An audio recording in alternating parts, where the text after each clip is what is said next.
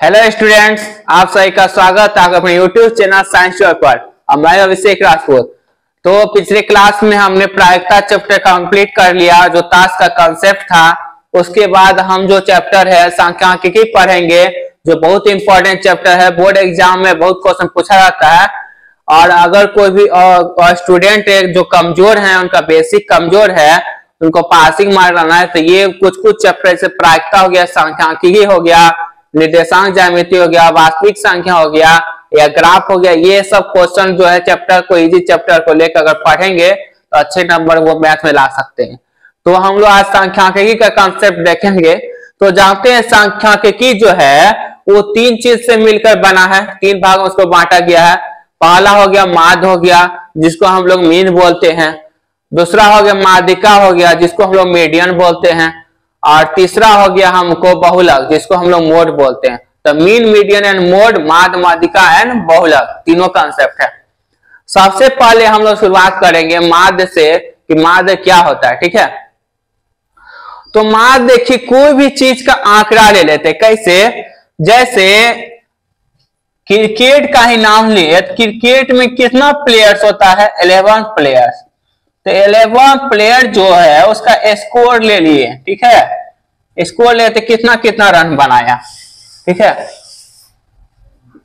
जैसे कोई player 1 run बनाया, कोई प्लेयर 20 रन बनाया, कोई प्लेयर 10 रन बनाया, कोई 5 रन बनाया, कोई 9 रन बनाया।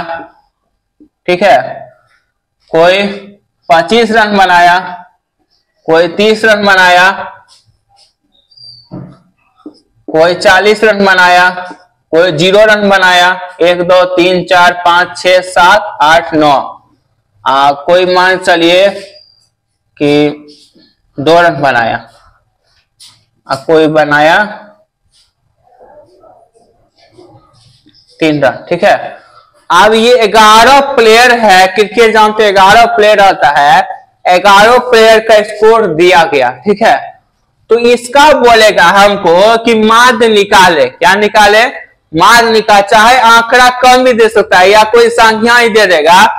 जैसे संख्या ले लेते हैं 1 2 3 4 5 तक ले लिए, इसका बोलेगा माध्य निकाले। तो माध्य निकाल कैसे निकालेंगे? तो सभी आंकड़ा को जोड़ देंगे हम, अब बटे आंकड़ों की संख्या को क्या कर देंगे? भागा दे देंगे। मतलब जितना संख्या रहेगा उससे हम लोग क्या कर देंगे? उससे भागा दे देंगे। तो इसको सबसे पहले जोड़ेंगे। तो इस सूत्र पे अगर बैठाते हैं तो सबको जोड़िए। तो सबसे पहले इसको आरोही क्रम में अगर अच्छा से लिखते हैं, आरोही क्रम मतलब क्या? छोटा से बड़ा की ओर बढ़ते क्रम। तो सबसे छोटा कौन है? इसे 1 है, 1 लिख दिए।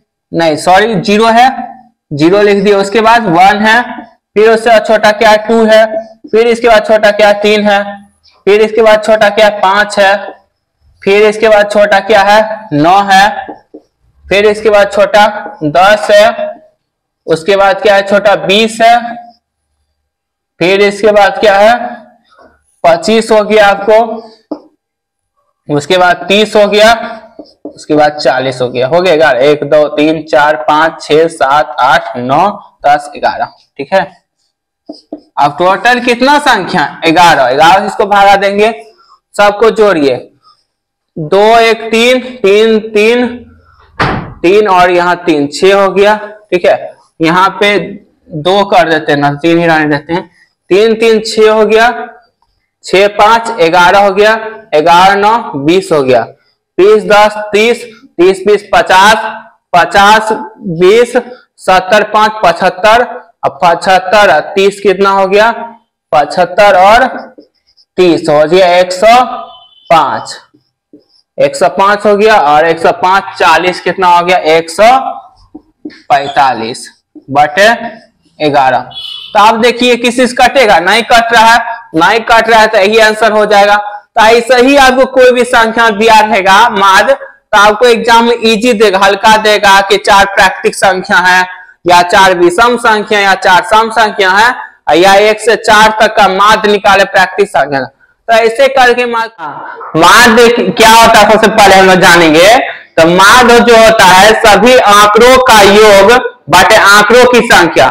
मतलब कोई भी आंकड़ा अगर दिया हुआ है उस पूरा आंकड़ा को हम लोग क्या कर देंगे, जोड़ देंगे, और जितना भी संख्या उससे हम लोग क्या कर देंगे, भागा दे देंगे, तो हमें क्या निकल जाएगा, माध्य निकल जाएगा। ठीक है, तो ये इसका सूत्र हो गया।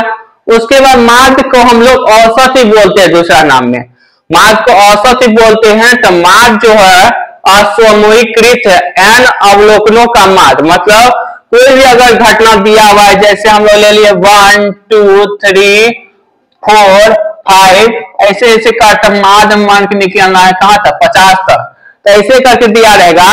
तो n अवलोकनों का माध्य जो होगा उस सभी को जोड़ देंगे, x1 plus x2 plus x3 plus xn जहां तक दिया रहेगा। अब बटे जो कुल संख्या रहेगा उससे हम लोग भागा कर देंगे, जिसको इसको सूचित किससे करते हैं हम लोग, सिग्मा x से बटे n। ठीक है, इसको हम लोग क्या पढ़ते हैं, सिग्मा पढ़ते, क्या पढ़ते हैं, सिग्मा।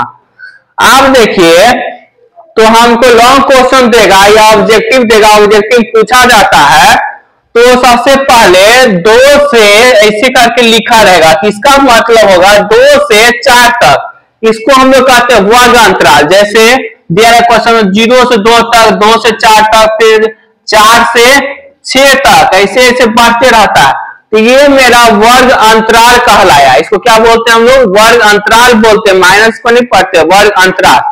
और वर्ग अंतराल से बोलेगा कि हमको वर्ग चिन्ह निकालना है। क्या निकालना वर्ग अंतराल से, ठीक है, वर्ग अंतराल का वर्ग चिन्ह निकाल। तो वर्ग चिन्ह कैसे निकालेंगे, तो दोनों को जोड़ देंगे। ठीक है, एक को a मान लिया, को b मान लिया, दोनों को जोड़ देंगे, a प्लस b बटे 2। इससे हम लोग क्या करते हैं, इसका माध्य हम लोग निकालते हैं।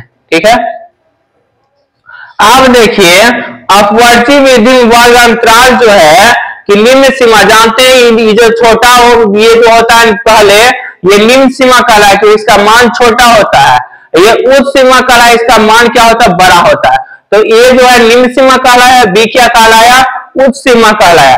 तो आप जो है उच्च सीमा बी हो गया, निम्न सीमा ए हो गया।